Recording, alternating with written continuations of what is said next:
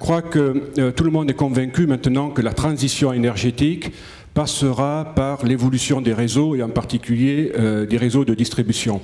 Je rappelle que 93 à 95% des énergies renouvelables, qu'ils soient photovoltaïques, méthanisation ou éolien, est raccordé sur le réseau de distribution.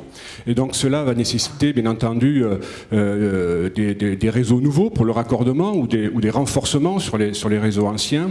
En d'autres termes, je dirais que plus d'énergie renouvelable signifie plus de réseaux et donc plus d'investissements sur les réseaux de distribution. Il se pose bien entendu ensuite la question de l'optimisation de ces investissements. Et je rejoins complètement M. Kinder quand il souligne la nécessité d'une concertation en amont avec les porteurs de projets éoliens et photovoltaïques pour qu'on détermine les endroits optimaux pour raccorder le moins cher possible et même le plus rapidement possible ces installations. Je rappelle que construire un poste source, c'est-à-dire l'installation qui permet d'injecter sur le réseau de RTE en 90 000 volts pour remonter cette énergie sur toute la France, construire un poste source, c'est 4 à 5 ans de délai. Donc si on choisit bien les endroits où on veut raccorder ces énergies renouvelables, éoliennes ou photovoltaïques, ça permet de faire moins cher et plus vite.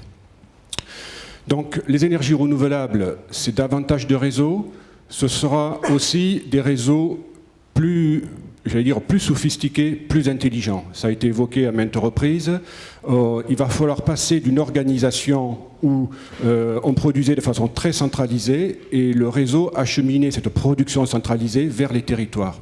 Maintenant, avec les énergies renouvelables, c'est beaucoup de production décentralisée, diffuse, comme on dit. Pour Poitou-Charentes, c'est plus de 12 500 installations qui sont en service sur le photovoltaïque. Et à l'échelle nationale, c'est plus de 260 000 points d'injection photovoltaïque qui fonctionnent aujourd'hui. Et ce nombre est appelé à croître très rapidement, à doubler, à tripler dans les prochains mois et dans les prochaines années. Et si on veut pouvoir faire cohabiter cette production décentralisée avec la production centralisée qui reste nécessaire, eh bien cette cohabitation entre cette production donc centralisée, cette production décentralisée, diffuse, qui est également intermittente, parfois imprévisible à moyen terme, cette cohabitation peut générer des problèmes électriques et des dysfonctionnements électriques. Et il est de la responsabilité des distributeurs de maîtriser ces dysfonctionnements pour ne pas freiner l'essor des énergies renouvelables.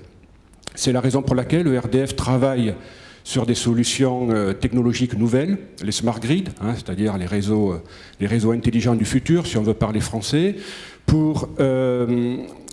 avec comme objectif de bien comprendre et de bien maîtriser et de bien mesurer les flux locaux de consommation et de production, comme l'a montré M. Kinder sur ces courbes.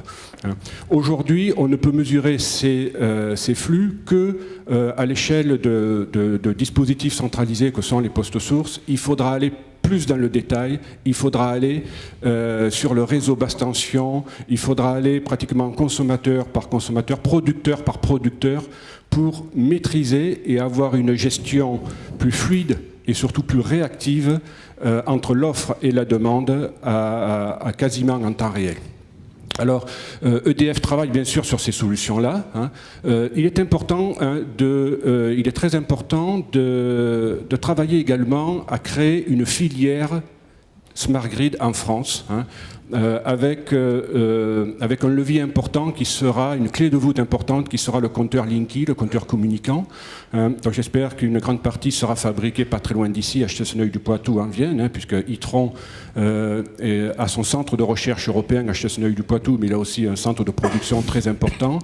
Et donc ERDF est engagé avec des partenaires, des industriels, des universitaires dans des programmes de développement et lance également des démonstrateurs. Je crois que tout à l'heure, à l'instant, un certain nombre d'entre eux étaient affichés à l'écran. Un certain nombre de démonstrateurs où il s'agit vraiment de tester et d'imaginer les solutions du futur. Alors, il y en a un peu partout en France. Je ne sais pas si la carte peut revenir. On va peut-être prendre le slide précédent, s'il vous plaît. Voilà. Si on peut le revoir, s'il vous Donc, plaît. juste quelques expérimentations. Hein, dans l'est de la France, dans l'Aube, le projet Smart Grid 21, qui consiste à tester l'intégration en grand nombre d'éoliennes sur un réseau rural. C'est un projet sur lequel Saft également s'est associé pour combiner également le stockage d'énergie. Dans le même ordre d'idée, un projet significatif va être lancé également en Vendée pour faire cette expérimentation à l'échelle d'une collectivité territoriale. C'est un projet ambitieux de près de 30 millions d'euros. Je ne vais pas tous les citer parce que ça serait un peu long, mais Watt-et-Moi, dans la région lyonnaise où est installé Linky, c'est un projet important parce qu'il permet à chaque consommateur d'électricité d'aller sur un site internet sécurisé et de regarder ses consommations, hein, comment évoluent ses consommations dans la journée. Tout à l'heure, on parlait de comportement des consommateurs.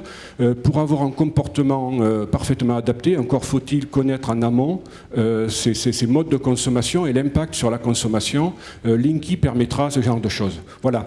Pour terminer, je dirais juste qu'en matière de choix de transition énergétique, hein, pour répondre aux enjeux locaux, parce que ce qui est important, hein, je veux bien, il faut que j'insiste bien là-dessus, ce qui est important, ce sont les enjeux locaux. Même quand un chercheur ou un ingénieur de RDF travaille dans son bureau en région parisienne ou quelque part en France, son objectif, c'est bien de développer des solutions qui vont être opérationnelles et mises en œuvre localement sur le terrain.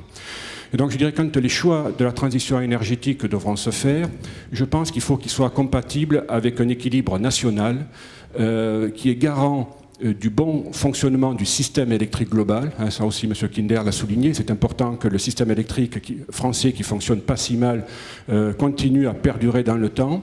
Et ces équilibres nationaux doivent aussi garantir, comment dirais-je, la cohérence de la politique énergétique française.